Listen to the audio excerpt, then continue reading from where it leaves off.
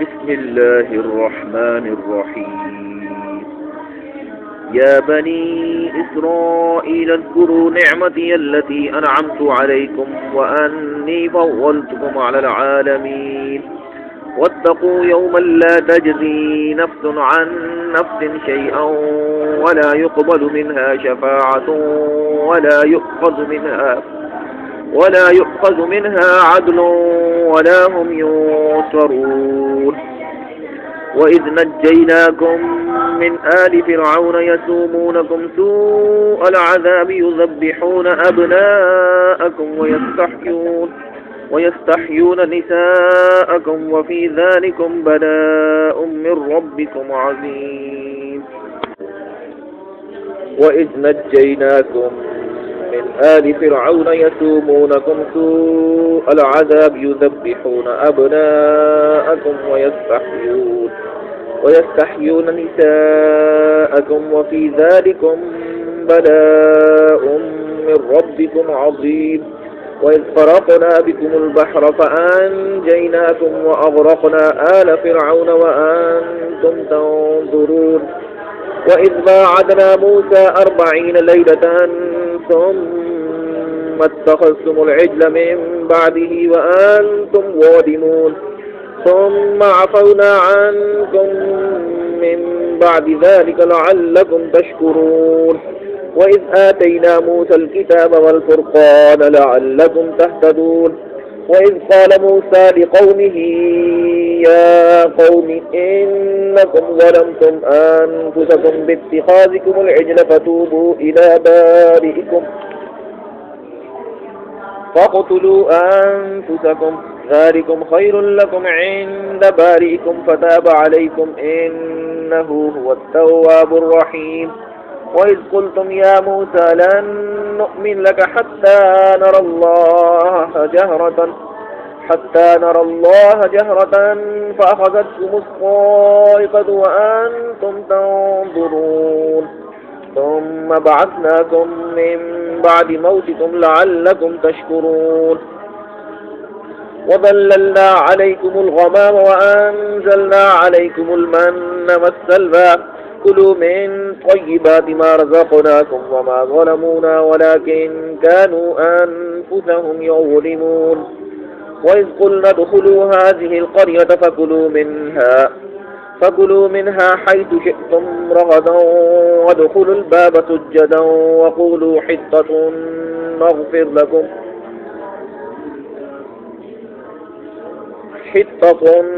نغفر لكم خطاياكم وسنزيد المحسنين. فبدل الذين ظلموا قولا غير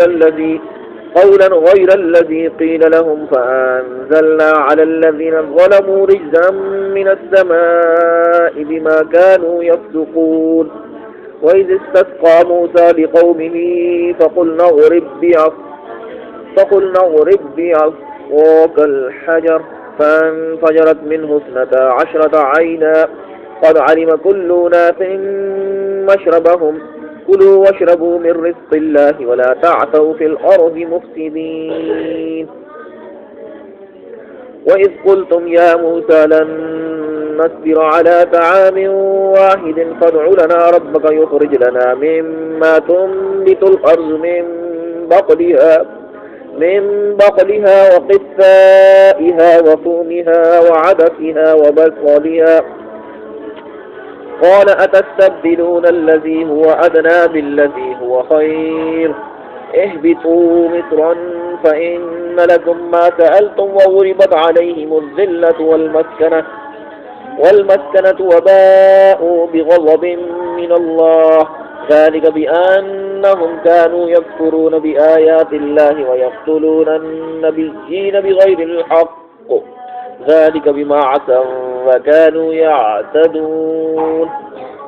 إن الذين آمنوا والذين هادوا والنصارى والصابئين من آمن بالله واليوم الآخر وعمل صالحا فلهم أجرهم عند ربهم ولا خوف عليهم ولا هم يحزنون. وإذ أخذنا ميثاقكم ورفعنا فوقكم الطور خذوا ما آتيناكم بقوة واذكروا ما فيه لعلكم تتقون ثم توليتم من بعد ذلك فلولا فضل الله عليكم ورحمته لكنتم من الخاسرين ولقد علمتم الذين اعتدوا منكم في السبت فقلنا لهم كونوا قردة خاسئين فجعلناها نكالا لما بين يديها وما خلفها وموعظة للمتقين وإذ قال موسى لقومه إن الله يأمركم أن تذبحوا بقرة قالوا أتتخذنا هزوا قال أعوذ بالله أن أكون من الجاهلين قالوا ادع لنا ربك يبين لنا ما هي قال إنه يقول إنها بقرة لا فارض ولا بكر عوان بين ذلك فافعلوا ما تؤمرون قالوا ادع لنا ربك يبين لنا ما لونها قال إنه يقول إنها بقرة صفراء فاقع لونها تسر الناظرين قالوا ادع لنا ربك يبين لنا ما هي إن البقرة شابه علينا وإنا إن شاء الله لمهتدون قال إنه يقول إنها بقرة لا ذلول تثير الأرض ولا تسقي الحرث مسلمة لا شية فيها قالوا الآن جئت بالحق فذبحوها وما كادوا يفعلون وإذ قتلتم نفسا فادارأتم فيها والله مخرج ما كنتم تكتمون فقلنا اضربوه ببعضها كذلك يحيي الله الموتى ويريكم آياته لعلكم تعقلون ثم قست قلوبكم من بعد ذلك فهي كالحجارة أو أشد قسوة وإن من الحجارة لما يتفجر منه الأنهار وإن منها لما يشقق فيخرج منه الماء وإن منها لما يحبط من خشية الله وما الله بغافل عما تعملون أفتطمعون أن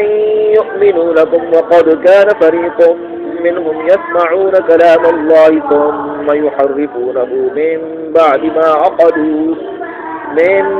ما عقلوه وهم يعلمون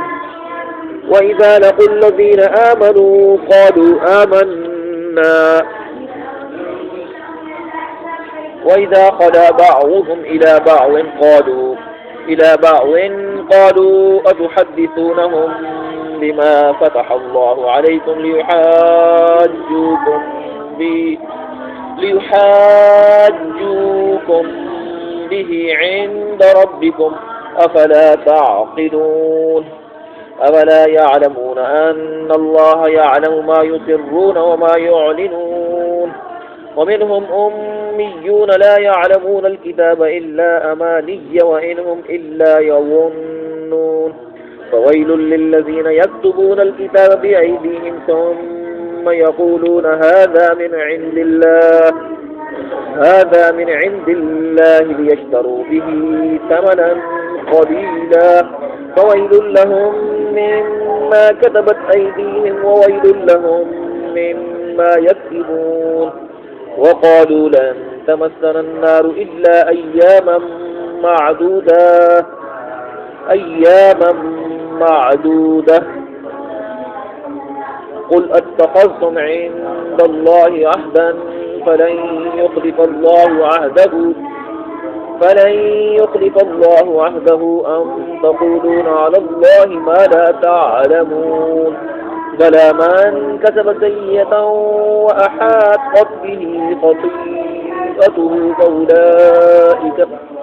فأولئك أصحاب النار هم فيها خالدون والذين آمنوا وعملوا الصالحات أولئك أصحاب الجنة